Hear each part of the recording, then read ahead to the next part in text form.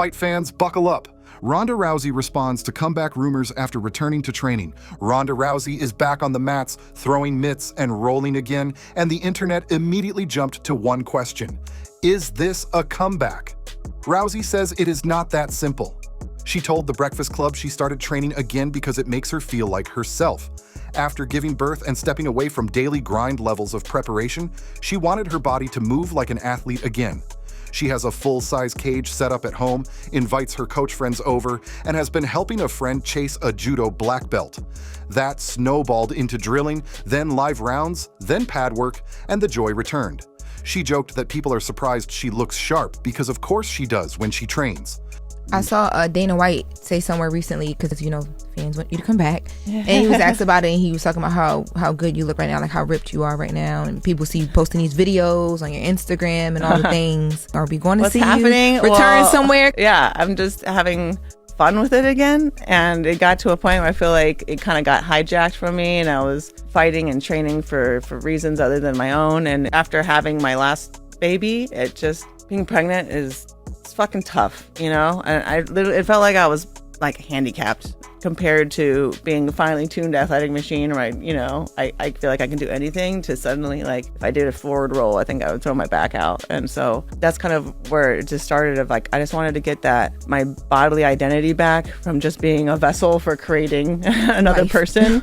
So then, yeah, I started training in MMA again, because I feel like when I kind of lost that identity as being a fighter, I think it like broke my heart too much to be anywhere near it, because I love it so much. And so I kind of went to the extreme of like, I don't want to train, I don't want to do anything at all. It actually was a friend of mine, one of my coaches, who, I really want to get my black belt in judo. Can you like help me get my black belt? And I'm like, all right. And so I had a couple mats in my garage, so you would come over, I would show him some judo, and then I started like getting like enjoying it. And so it just kind of came from a place of just joy, and I just want to do it just because I enjoy it, instead of this is what I feel obligated to do, or this is what I'm being coerced to be doing for one reason or another. And so it's what I've been training to do my whole life, and I just feel healthier. And it's really funny that like I'm training and everyone's like, so what are you training for? What are you doing? And I'm like, for my own joy. Is that bad? She also pointed to Mike Tyson's blockbuster return as proof that in combat sports, few people are truly finished forever.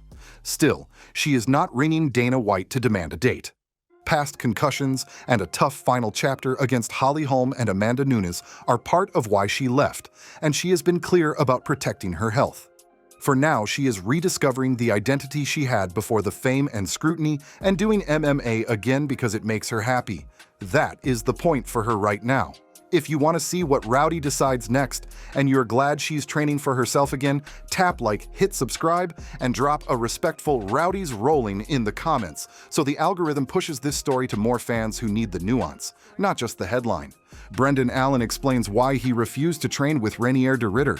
As Brendan Allen heads into Fight Week for his main event in Vancouver, he explained why he said no when Reinier de Ridder approached him at Killcliff FC about training together. Allen says there is a simple protocol in that room. When other ranked middleweights visit, coaches ask the resident contenders whether they are comfortable with a potential future opponent moving through the same sessions. I don't know what he said. What did he say? He said that like, you didn't want to train with him, basically, more or less what he said. You didn't have any interest in training with him. Yeah, that's exactly right. For me, I have enough friends in this division. I have guys that I won't fight unless they say my name. If they say my name, then we're going to get it. And they all know that from the very beginning. And for gold, I'll fight anyone in the world. So with that being said, yeah, I'm not your friend. Don't want to be your friend. I'm not going to disrespect you. If you disrespect me, then we'll have that problem. I'm not going to help you. I don't want your help from me. It's kind of the way I looked at it. I know eventually we were going to fight because I had been asking him for him since he comes to the UFC. So before he was even training there. And then to be honest, like I got asked for every like middleweight that wanted to come to our gym. I was asked, hey, you cool with it? Like Imavov came to the gym. They asked me before we were supposed to even fight. I was like, yeah, for sure. It'd be cool. Have a new look. Then we fight. He stayed where he was at, and then after he was like, hey man, do you mind if I come? The team even asked me, hey, do you mind if I come? Nah, cool, I appreciate the respect. Never was asked nothing for him, never. He says that happened with Nasruddin Imavov and others. With de Ridder, there was no heads up, no conversation, and no courtesy. Allen felt disrespected by the process, not by the man, but because he is loyal to teammates and friends, he did not want to blur lines with another elite middleweight inside his own room. He has a long history with fighters like Angla Ensong and Gerald Meerschaert. De Ridder fought both, so Allen already had competitive feelings brewing before the gym crossover. He describes himself as business first. He will never be rude, but he will not become friends with someone he expects to fight. He eventually shifted parts of his camp to Chicago to work close with Bilal Muhammad and a different coaching voice. Asked for scouting, he called de Ridder a strong grappler who can ride positions and hunt chains, but said nothing about him jumps off the tape as special. The tone is measured, but confident. He wanted this matchup from the first day de Ridder walked into the UFC, and now he finally has it. Joe Rogan believes Reinier de Ridder is a real test for Khamzat Chimaev.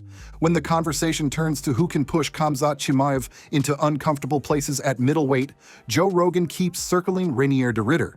On air, he highlighted the Dutchman's grappling as the kind of sophisticated game that is not just hard to stop, but hard to read in real time. He talked about the long level-changing knee that sets up entries, the ability to ride and break posture on the ground, and the composure to turn scrambles into control. Rogan did not declare an upset. He said de Ridder represents a different puzzle that forces Khamzat to mine secondary threats from positions where he usually dominates. Former champion Luke Rockhold echoed the idea, calling de Ridder the most interesting stylistic foil among available names, even while naming Paulo Costa as a physical handful. The timing matters. De Ridder is headlining in Vancouver against Brendan Allen, a violent finisher with slick transitions of his own. If de Ridder stamps a statement win, he does not just bank a ranking. He strengthens the case that there is a specific grappler in this division whose body type, entries, and submission awareness ask Khamzat questions he has not had to answer inside the UFC. Alex Pereira names the other fight he wants to pursue after a Jon Jones clash. Alex Pereira is 38, a two-division UFC champion, and a walking highlight whose career has already moved at breakneck speed. He says he wants to keep sprinting. On the ConnectCast podcast, he repeated that a Jon Jones super fight is exactly the type of moment he is chasing, and then he wants to box. He did not fix an opponent by name, though he has been linked to Alexander Usyk in the past and has long kept one eye on the ring. The energy in his comments is about legacy over comfort. He said that each time he jumped disciplines, people doubted him. From kickboxing to UFC middleweight gold, then from a rapid move to light heavyweight to the title there, he has made a career of turning ambitious targets into real belts. He is realistic that logistics matter. The White House card has to materialize as promised, dates have to align, and health has to cooperate. He also made clear he does not expect Jon Jones to play coy. In Pereira's view, both of them are at an age where neither wants to waste months in limbo. If it happens because both say yes immediately. After that, Pereira wants the challenge and the craft of boxing on his resume while he is still operating at his absolute peak. Sean O'Malley's coach highly doubts Cory Sandhagen stands with Suga. Tim Welch looks at Cory Sandhagen's night against Merab Dvalishvili and sees a tell about future strategy. Sandhagen did well early, but in round 2, he was badly hurt by a champion not known as a pure finisher with his hands. Welch's takeaway is straightforward. If Cory ever signs to fight Sean O'Malley, he will not choose long exchanges at distance for very long. He will feint entries, try to clinch, chain takedowns, and duplicate the grind he used to freeze Chito Vera. The calculus is risk. O'Malley hits clean and on time. Welch says the power comes not from loading up, but from accuracy and placement that shuts fighters off. He adds bodywork that forces errors and then the shot up top that the opponent does not see. That is why he believes Sandhagen will smartly mix in grappling. Sandhagen has already said on the Ariel Helwani show that he wants O'Malley and even floated the White House date as a dream stage. If the timelines align, there is a narrative hook. O'Malley has called out Sandhagen in the past, and both are creative strikers who like to solve puzzles in real time. Welch's view frames the stakes in a specific way. If Cory chooses a striking duel, he is playing with the exact danger that nearly put him out against Merab. If he wrestles, it becomes a battle of footwork, balance breaks, and first-layer takedown defense, a more uncomfortable but more winnable path.